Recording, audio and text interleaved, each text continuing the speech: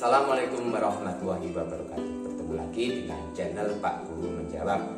Ini adalah channel pembelajaran untuk anak SD maupun MI kelas 4, 5, dan 6 pada pembelajaran tematik muatan mata pelajaran.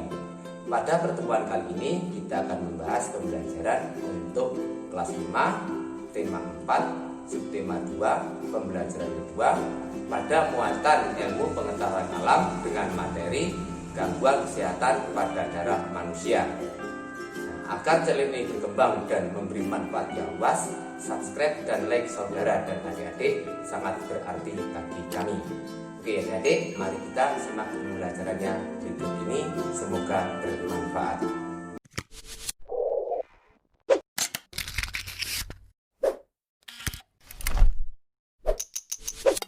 Adik-adik yang kakak banggakan, pada pertemuan kali ini kita akan membahas pembelajaran untuk kelas 5, tema 4, subtema 2, pembelajaran kedua pada muatan ilmu pengetahuan alam dengan materi gangguan kesehatan pada darah manusia.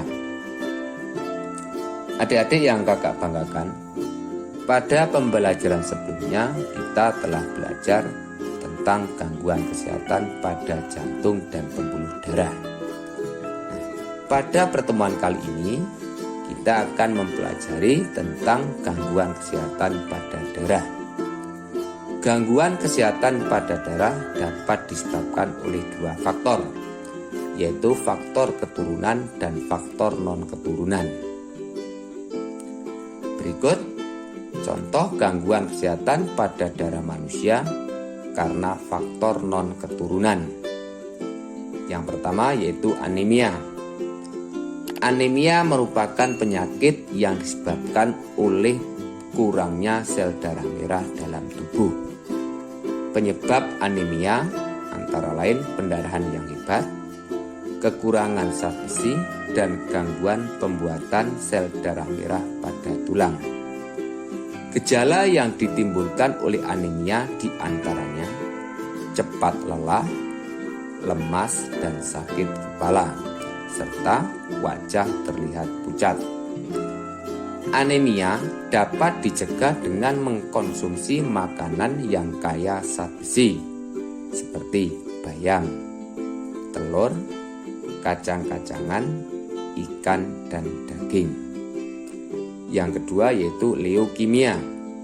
Leukemia merupakan kondisi ketika jumlah sel darah putih lebih banyak dibandingkan sel darah merah. Hal ini disebabkan karena produksi yang berlebihan sel darah putih pada sumsum tulang. Akibatnya, sel darah putih akan memakan sel darah merah, sehingga tubuh kekurangan sel darah merah. Yang ketiga, demam berdarah. Demam berdarah merupakan infeksi virus demu yang menyerang komponen darah, yaitu trombosit atau keping darah. Jumlah trombosit dan sel darah putih menurun akibat dari infeksi tersebut. Penderita demam berdarah harus segera mendapatkan pertolongan dari dokter. Gangguan peredaran darah yang bukan disebabkan oleh faktor keturunan tersebut dapat dicegah dengan cara menerapkan pola hidup sehat, di antaranya makan makanan yang bergizi, olahraga teratur, serta cukup tidur dan istirahat. Sedangkan gangguan kesehatan pada darah yang disebabkan faktor keturunan di antaranya 1. Hemofilia. Hemofilia adalah penyakit keturunan yang menyebabkan tubuh kekurangan protein yang dibutuhkan dalam proses pembekuan darah.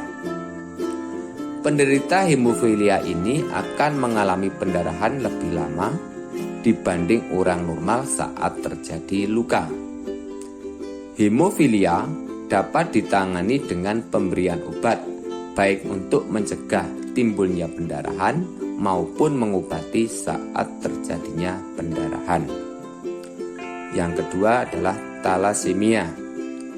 Talasemia adalah kelainan pada darah yang tidak dapat memproduksi cukup hemoglobin.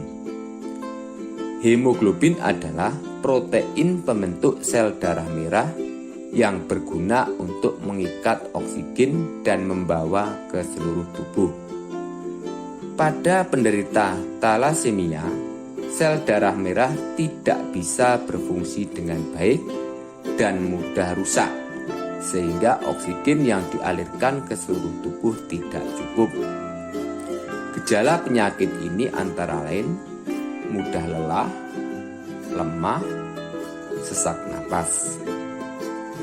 Penderita talasemia juga dapat mengalami anemia. Nah, adik-adik yang kakak banggakan, untuk pembelajaran kali ini cukup sampai di sini. Kita akan melanjutkan pada pembelajaran yang akan datang. Dan jangan lupa untuk subscribe agar channel ini terus berkembang, dan tekan lonceng agar tidak ketinggalan pembelajaran-pembelajaran berikutnya. Dan bagi adik-adik yang ingin bertanya mengenai pembelajaran IPA, silahkan tulis dalam kolom komentar di video ini. Sekian dari kakak. Wassalamualaikum warahmatullahi wabarakatuh.